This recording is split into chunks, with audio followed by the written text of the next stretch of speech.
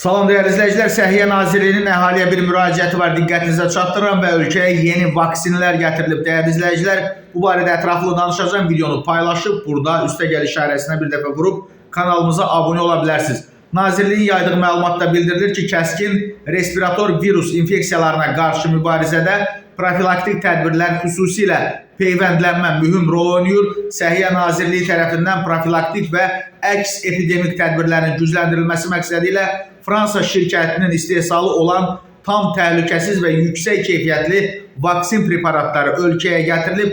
Qripə qarşı peyvənd infeksiyaya yoluxma riskini azaltmaqla yanaşı xəstəliyin ağır keçməsinin və ağırlaşmaların qarşısının alınmasında effektiv vasitə hesab olunur. Bununla yanaşı vətəndaşlara şəxsi gigiyena qaydalarına riayət eləmək, əlləri mütəmadi olaraq yumaq, qapalı və sıx məkanlarda tibbi maskalardan istifadə etmək, xəstəlik əlamətləri müşahidə olunduqda evdə qalmaq tövsiyə olunur və qeyd eləyək ki, qripə qarşı vaksinasiya tam ödənişsizdir. Yaşayış və ya iş yeri üzrə əhaliyə ambulator profilaktik xidmət göstərən dövlət tibb müəssisələrində aparılır.